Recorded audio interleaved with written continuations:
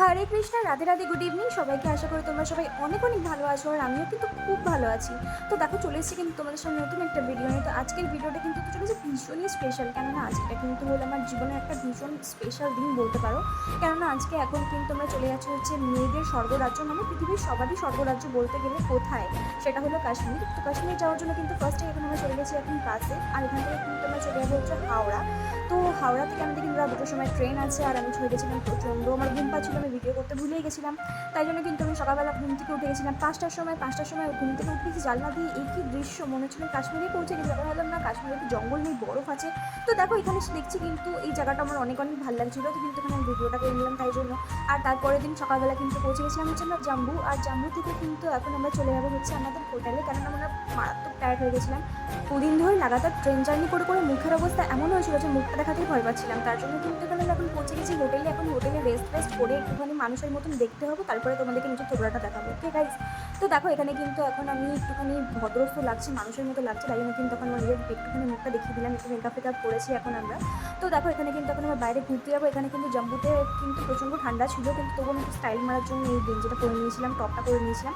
আর এখানে কিন্তু ছিল আজকে কারবা চটের জন্য কিন্তু দেখো বজরংবলীর মূর্তিটা কতটা সুন্দর। আর এই মন্দিরে কিন্তু হচ্ছিল কারবা চটের কিছু রিচুয়ালস, যেটা আমি লাইভে প্রথমবার দেখলাম, আর দেখে কিন্তু আমার অনেক ভালো লাগছিলো। মনে হচ্ছিল আমিও যেন নেক্সট টাইম পাঞ্জাবি হয়ে জন্ম নিই। তো দেখো গাইজ, এখানে কিন্তু আমার এই রিচুয়ালসটা অনেক অনেক ভালো লাগছিলো। আর এটা কিন্তু সবাই হাতে লাল চূড়া পড়েছিল, তো সেটা দেখে আমার অনেক ইচ্ছা হলো লাল চূড়া পড়া। তো আমি আমার বরকে বললাম আমাকে লাল চূড়া কিনে দাও। তো বলতে বলতে কিন্তু ও আমাকে লাল চূড়া কিনেই দিল। তো বিয়ের পর একটা চূড়া পরতে সবারই ভালো লাগে, আর আমি জানি না কার কার ভালো লাগে, বাট আমার অনেক কিছু ছিল। আমি ভেবেছিলাম যখন এখানে আসবো তখন আমি নিশ্চয়ই পরবো। তারপরে কিন্তু এখান থেকে আমরা বেরিয়ে চলে যাবো জাম্বুর ফেমাস একটা মন্দির আছে, সেই মন্দিরটাতে। এখানে কিন্তু আমাদের ভিডিও করবার ফোন কিন্তু একদমই অ্যালাউ ছিল না, যার জন্য কিন্তু আমি কোনো ভিডিও করতে পারিনি। তো চলো এখান থেকে কিন্তু আমি এবার চলে যাবো হোটেলে। তারপরে দেখো এই যে ওদের দেখা দেখি আমি আমার বরের সাথে মারামারি করে কিন্তু আমি চূড়াটা কিনে ফেলেছি। আর কিনে ফেলার পরে কিন্তু আমরা সকালবেলাতে ঘুম থেকে উঠে গেছিলাম 4:30টার সময়, কেননা আমাদের বাস ছাড়ার কথা ছিল হচ্ছে 5টার সময়। তো তার জন্য কিন্তু 4:30টার সময় উঠে রেডি হয়ে কিন্তু একদম আমরা সকালবেলা সকাল একদম সূর্য ওঠার সাথে সাথে কিন্তু মেজ নিয়ে বলতে গেলে এখানে কিন্তু আমরা এখন রেডি হয়ে কিন্তু বেরিয়ে পড়েছি। চারিধারের একদম সাইড সিন দেখতে দেখতে কিন্তু এখন আমরা চলে যাবো হচ্ছে পেহেলগাঁওয়ের উদ্দেশ্যে। দেখো এখানে রাস্তাটা কতটা সুন্দর লাগছে দেখতে। আর এখানে কিন্তু এখন আমরা ব্রেকফাস্ট করার জন্য একবার নেমে পড়েছি, আর এখানে কিন্তু অনেক ঠান্ডা। তো বলতে গেলে এটা ভেবো না যে এখন জাম্বু বলে কিন্তু এখানে ঠান্ডা নেই। তো দেখো এখানে কিন্তু এখন সূর্যি মামা উঠে পড়েছেন, আর সূর্যি মামা যতই উঠুক ঠান্ডা কিন্তু একটুও কম হয়নি। তো দেখো এখানে কিন্তু সূর্যটাকে দেখতে অনেকটা সুন্দর লাগছিলো। আর মানে কিছু বলার নেই যে চারিদিকটা কতটা সুন্দর। তোমরা যারা যারা গেছো বা যারা যারা যাওনি তারা হয়তো বুঝতেই পারছো যে কাশ্মীর বলে কথা, তো মানে অসম্ভব সুন্দর তো হবেই, মানে ধারণার বাইরে। জাস্ট আমার মনে হচ্ছিলো আমি তাকিয়ে থাকি, মানে অসম্ভব সুন্দর, মানে সুন্দর বললেও যাকে কম বলা হয়। তো দেখো এখানে কিন্তু এখন আমরা বকবক করতে হচ্ছে, প্রচণ্ড যেহেতু ঠান্ডা ছিল। তো আমাকে দেখে হয়তো বুঝতে পারছো জানলাতে খোলার কোনো প্রশ্নই ওঠে না।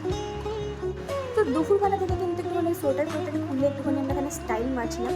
তো এখানে কিন্তু চারিধারে শুধু পাহাড় আর মাঝখানে কিন্তু একদম রাস্তা, পাহাড়ের মাঝখান থেকে রাস্তা আছে। রাস্তা দিয়ে কিন্তু একদম চলতে পেয়ে গেছিলো আমাদের অনেকটাই খিদে, কেননা হয়ে গেছিলো দুপুর 2টো মতন বেজে গেছিলো। আর এখানে কিন্তু আমাদের একটা হোটেল নেওয়া হয়েছিল, যেখানে আমাদের বাস দাঁড় করি, ওখানেই সমস্ত কিছু রান্নাবান্না, যেখানে হোটেল থেকে যাদের সাথে গেছিলাম আমরা ট্যুর ট্রাভেলসের সাথে, তারা কিন্তু ওখানে রান্নাবান্না করে নিয়েছিল। আর এই হোটেলে কিন্তু আমাদের খাওয়া দাওয়ার ব্যবস্থা করা হয়েছিল। ওদের রান্না কিন্তু জাস্ট ছিল অসাধারণ, কেননা খাওয়ার হাতের রান্নাটা যদি ভালো না লাগে তো কোনো কিছু কিন্তু ভালো লাগে না। তো দেখো এখানে কিন্তু ছিল এই যে এরা দুজন ছিল আমাদের ড্রাইভার, যারা খুব সুন্দর কিন্তু পাহাড়ের মধ্যে আমাদের ড্রাইভ করে নিয়ে গেছিলো, কারণ এদের হাতেই ছিল আমাদের জীবনটা।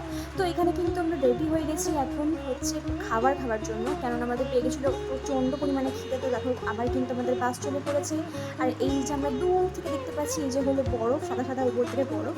আর বরফ দেখে আমি ফার্স্ট টাইম আমি জীবনে বরফ দেখলাম, তো আমি মারাত্মক এক্সাইটেড হয়ে গেছিলাম। তো দেখো চলো শুনতে থাকো, দেখতে থাকো।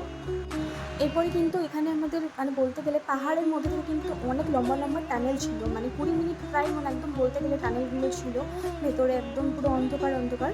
আর মানে ভেতরে পুরো লাইট লাগানো, মানে টানেল শেষই হচ্ছিলো না, চলেই যাচ্ছিলো এরকম একটা ব্যাপার ছিল। তো দেখো এখান থেকে কিন্তু এখন আমরা মানে বলতে গেলে পেহেলগাঁওয়ের উদ্দেশ্যে পৌঁছাতে কিন্তু আমাদের হয়ে গেছিলো রাত হয়ে গেছিলো, অনেকটা রাত 9টা মতন বেজে গেছিলো। আর দেখো এই ফার্স্ট টাইম আমি বরফ দেখলাম এতটা কাছ থেকে। তো চলো আমি কিন্তু কাল সকালবেলা তোমাদেরকে আবার ভিডিওগুলো দেখাবো যে কী করলাম, কোন হোটেলে আছি, পেহেলগাঁওতে কোথায় আছি। তো জানতে গেলে কিন্তু পুরো ভিডিওটা অবশ্যই দেখতে হবে, একদম স্কিপ না করে। তো চলো আমার চ্যানেলটাকে প্লিজ সাবস্ক্রাইব করে দিও। আর খুব ভালো থেকো, টাটা, বাই বাই, সবাইকে গুড নাইট।